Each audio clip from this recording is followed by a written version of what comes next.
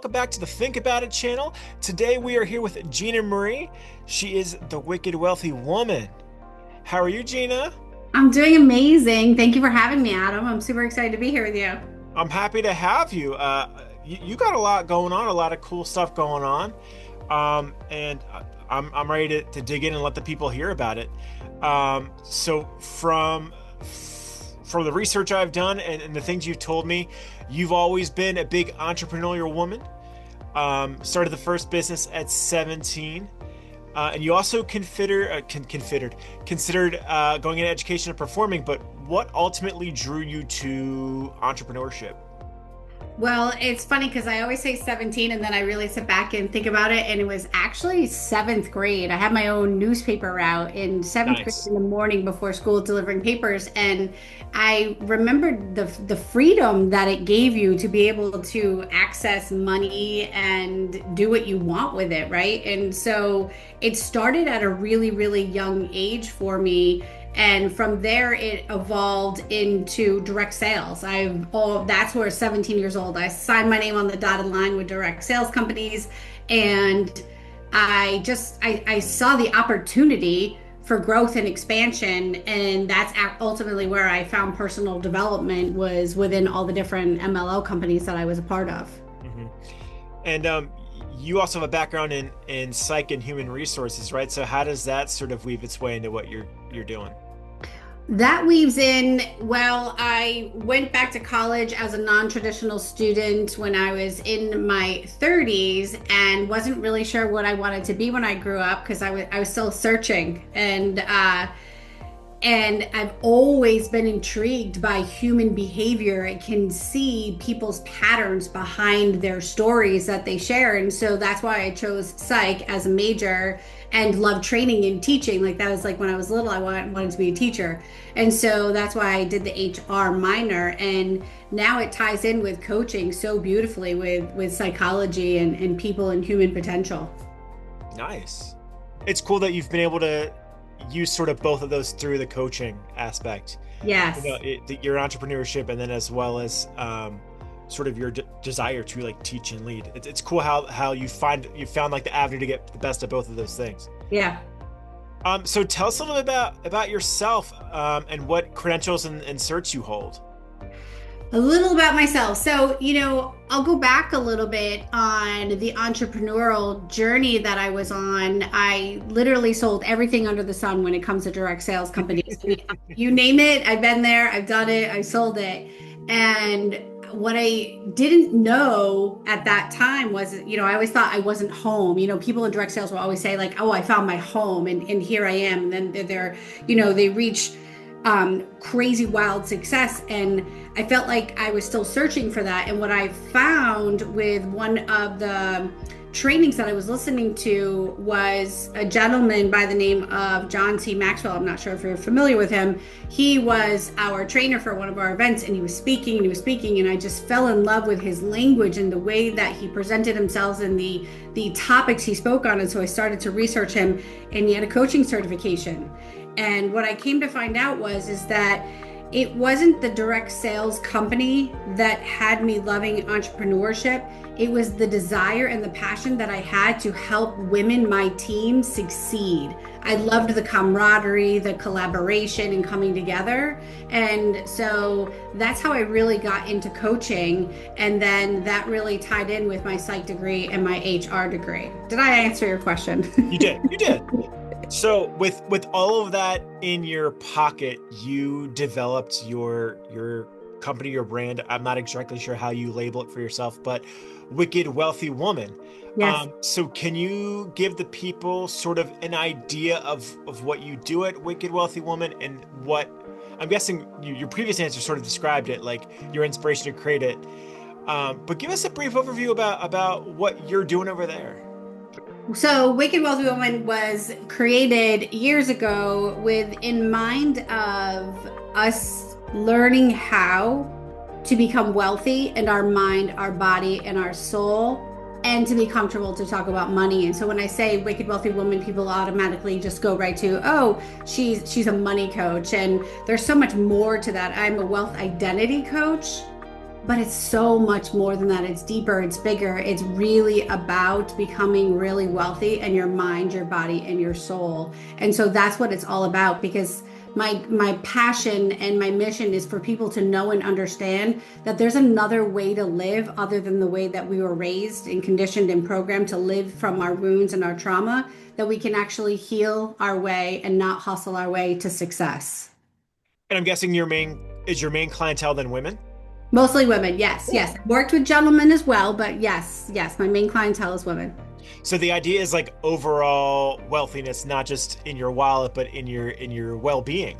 Yes, I yes. love And that. that's what actually, by default, you receive the wealth externally. I love that. That's Yeah, awesome. yeah. So when you are not working with the people, you got a lot of stuff going on. So you've written a book, Hmm. you have a podcast. Um, do you sleep? Well, you know what's really funny is that I'm all about bringing more ease, flow, and fun into your life and rest and meditation and all those things. So yes, I'm really good at resting and chilling out, believe it or not. Yes, yes. Can you tell us a little about your podcast and your book? So my podcast is actually being rebranded and relaunched right at the moment. It is all conversations basically about how you can help yourself to learn to heal all those old conditioning, wounds, traumas, and programming from childhood because we know, right, that 95 to 98% of our outcome and our results are from our subconscious. Mhm. And people have to know that your subconscious is programmed when you're in third trimester utero inside your mom's womb up until age 7 or 11. So really think about that. That's crazy. Your results that you're getting right now in life are 95 to 98% because of your subconscious, which was programmed for you, not by you, not by your choice. So your beliefs and your stories and all of that are in your subconscious. And then as well as what people don't really talk about in the industry is your nervous system, where it's regulated to receive, to feel good, to receive and make more and hold more. Well, like, being a father of two young children, I've heard the sort of like the phrase or the saying over and over again that like the first 2 years are so critical to the development. Um, but you really just put it in perspective that it's even a bigger span than that, and it's almost beyond my control to a certain extent. It Yeah. really is. It really is. And so, and as much as I know what I know and what I've learned through my certifications, I'm undoing all of the things that I did to my kids when they were little. You don't know what you don't know, right? Yeah. Yeah. Is that also what your book's about? My book it's called, I won't say the full word. It's F, the hustle, freedom is in the healing. So it's all about how you get to become this next level version of you through a healing process versus our culture is so focused on hustle, and I'm completely against it. I just feel tired talking about hustle. Yeah, it is. It's tiring, it's draining, and women and men are burnt out from it. Yes. So when we initially reached out to each other about setting this up, you said something that sort of stuck with me, Hmm. um, and it was that hustling harder keeps you broke. Hmm. Um, so that's kind of like the opposite idea of what we're taught, at least here in like the US. Yep. Like, Yeah. um, so can you sort of like walk me through that idea that hustling harder keeps you broke? Yes, because your nervous system actually has a bank account. It knows what it's able to hold and what it's able to receive. The nervous system sets your own internal invisible upper limit, your ceiling. And if you were to think back to childhood, what was your childhood norm overall way of feeling and being? Was it chaos? Was it pressure? Was it overwhelm? Was it fear? And so your nervous system is regulated to that. So you ever have a situation where something happens so good and then right after it, it's like that saying, you're waiting for the shoe to fall, the Hmm. shoe to drop, Yeah. right? There's no shoe. You're the shoe. Your nervous system is the shoe. That's what creates your reality. And so if your programming of your nervous system is stuck in survival mode, then you're not able to receive. So survival doesn't equal receiving. It actually rejects the thing that you want. And burnout, it shrinks your creativity, your intuition, and your capacity. Like your nervous system is everything. And if it's jacked up, it keeps you broke. I I can totally relate to that. Um, I know that, between I work full time as a teacher, and then, like I said, I have two kids at home, and this channel is like one of my creative outlets. Um, and I also like to write, and that's another creative outlet. But when I am burnt out, those things feel, while that, like, I get a rewarding feeling of a dopamine hit from doing that. But when I am burnt out, they feel so tedious, Mhm. and just like they're on the top of a mountain I can't reach. So Yeah. I can totally see what you're saying there. What's one free life tip or piece of advice you would give to someone watching right now? I have a lot of them that I love to scream at the rooftop, but the one that comes to my heart right now is that nothing changes until the body feels safe enough for it to change. I like that. Yeah, just take that in. Nothing changes until the body feels safe enough for it to change.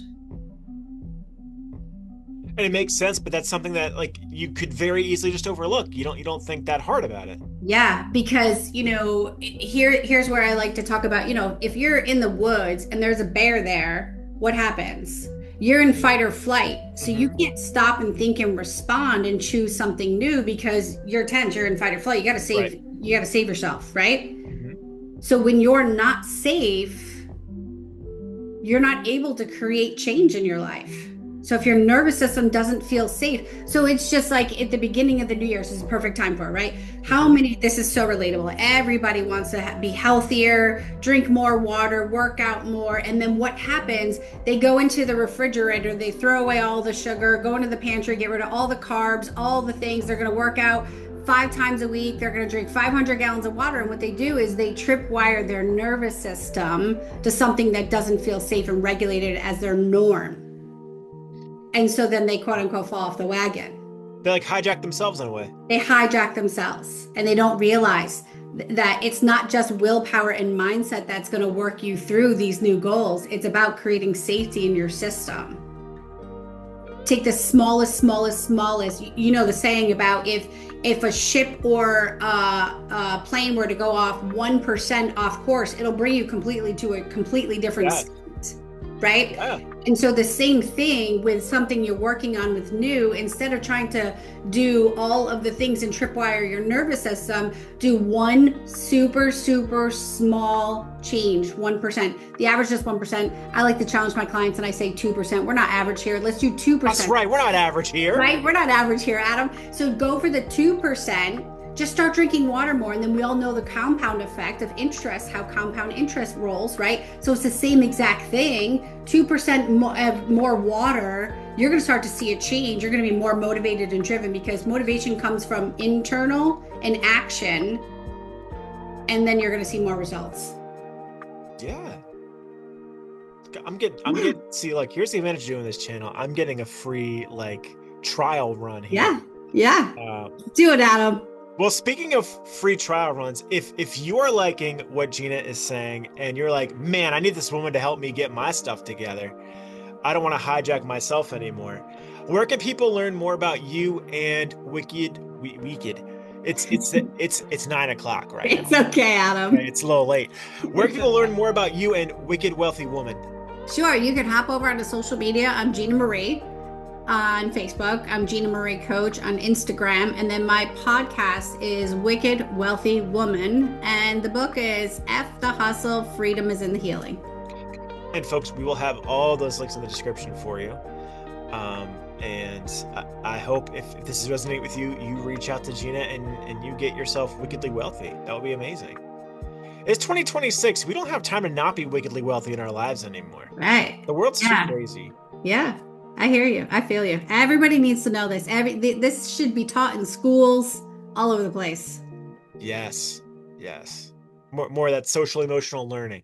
Yes. We gotta bring it back. Yep. Well, Gina, thank you so much for your time. I really appreciate you sitting down and talking with me. And I'm looking forward to follow along what you're doing.